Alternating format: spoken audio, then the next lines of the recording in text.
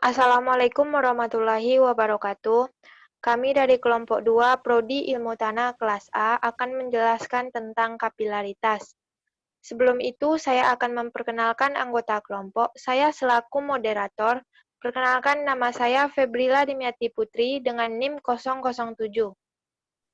Saya Rizky Seretanti dengan NIM 008. Saya Rizka Aprian Nusa Fitri dengan NIM 010. Saya Sri Angun Pratiwi dengan NIM 011. Saya Siti Rahmalina dengan NIM 02. Saya Amal Bakri, NIM 016. Saya Muhammad Badai Warsyanto, NIM 023.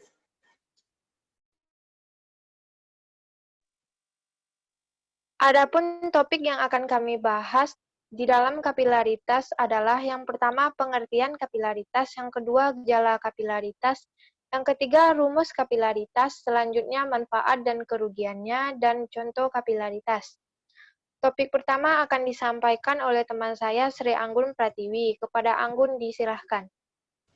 Baik, terima kasih. Pengertian kapilaritas. Kapilaritas merupakan peristiwa naik turunnya permukaan zat cair di dalam pipa yang sempit atau pipa yang disebut kapilar. Contohnya yang pertama, peristiwa naiknya minyak tanah pada sumbu kompor. Ya, di mana jika kita perhatikan sumbu kompor akan menyerap minyak sehingga minyak tersebut akan naik dan akhirnya kompor pun dapat dinyalakan. Yang kedua, air pada tanaman sampai ke daun. Yaitu proses naiknya air yang terjadi di dalam tanah yang dialirkan dari akar hingga menuju ke bagian daun. Maka dengan proses tersebut terjadilah sebuah peristiwa fotosintesis.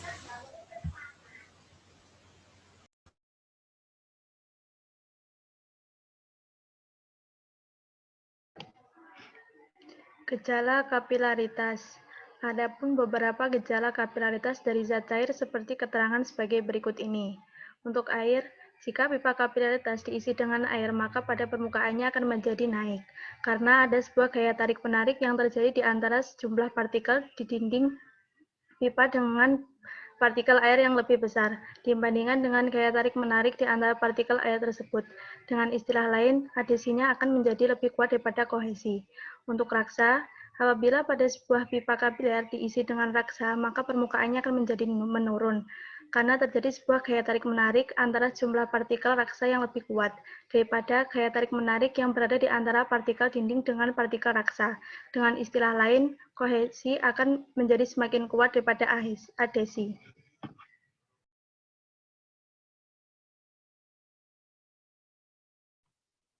Rumus kapilaritas.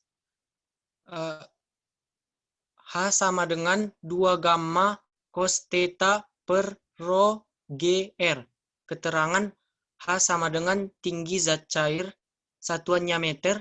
Gamma sama dengan tegangan permukaan dalam pipa kapiler, satuannya Newton per meter. Theta sama dengan sudut kontak. Rho sama dengan massa jenis zat cair, satuannya kilogram per meter kubik. G sama dengan percepatan gravitasi, satuannya meter per sekon pangkat 2. R sama dengan jari-jari pipa kapiler, satuannya meter.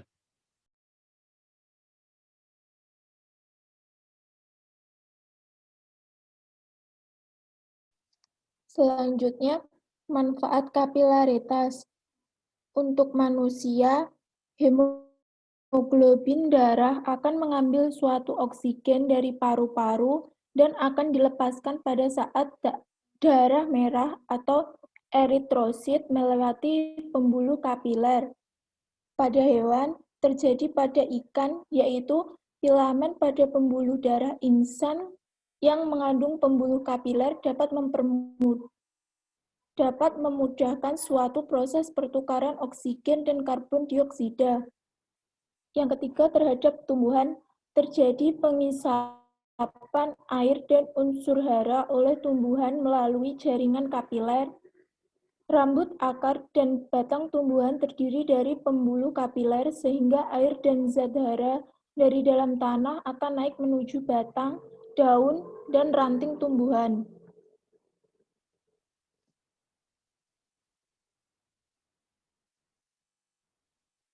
Kerugian kapilaritas. Yang pertama, dinding rumah akan menjadi retak karena pori-pori dinding ini menyerap air dalam tanah. Yang kedua, basahnya tembok rumah pada musim hujan karena tembok menyerap air tanah dapat menimbulkan tembok ditumbuhi lumut. Yang ketiga, cat pada dinding rumah menjadi rusak dikarenakan adanya air yang diserap oleh dinding.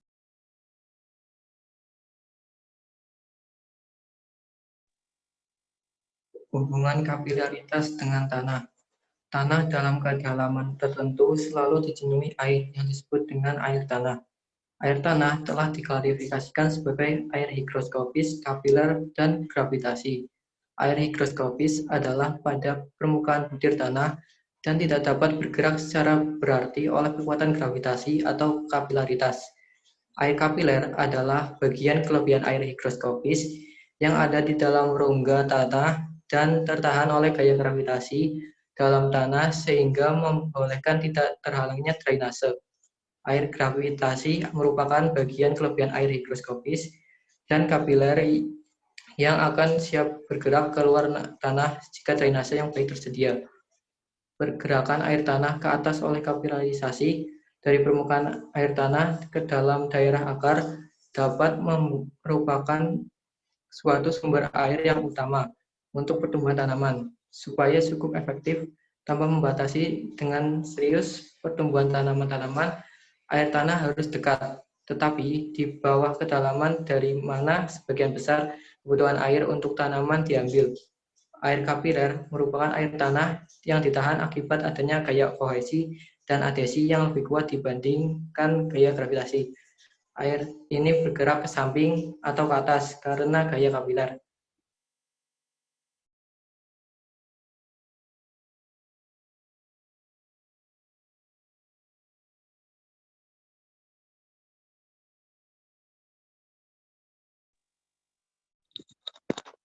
Contoh kapilaritas dalam kehidupan sehari-hari.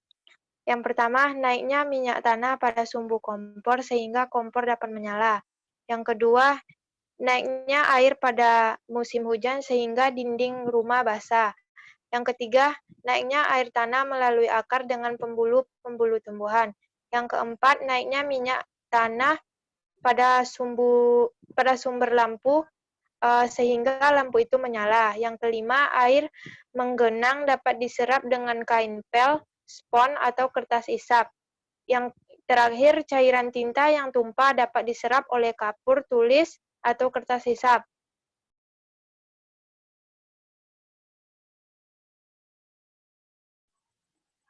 Contoh soal dari kapilaritas. 1.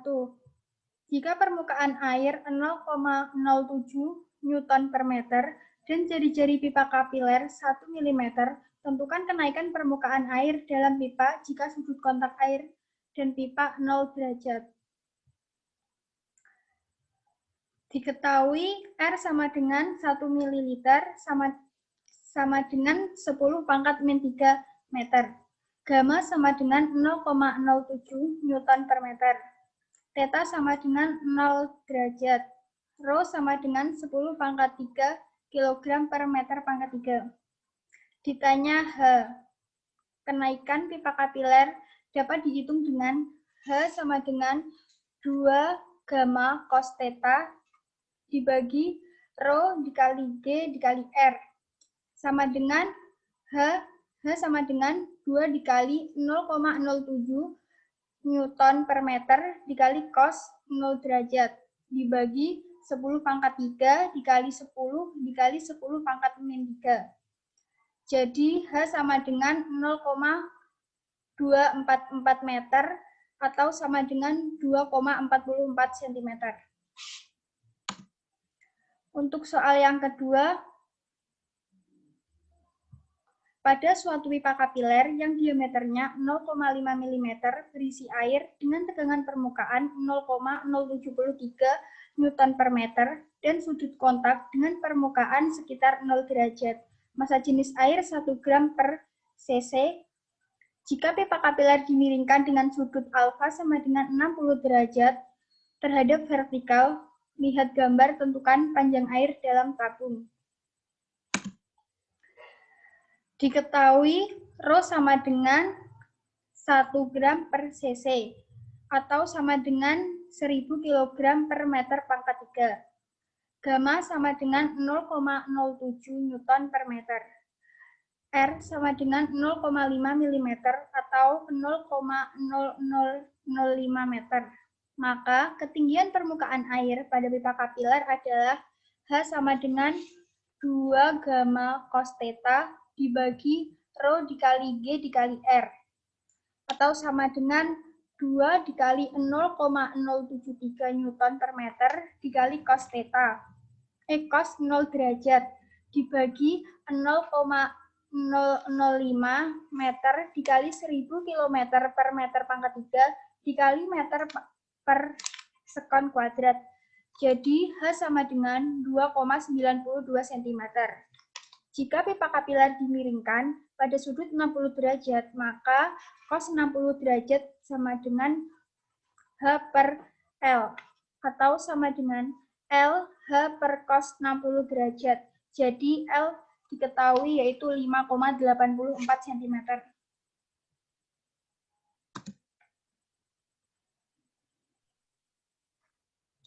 Baiklah, demikian tadi presentasi kelompok kami. Saya sebagai moderator mohon maaf atas kekurangannya dan terima kasih untuk perhatiannya.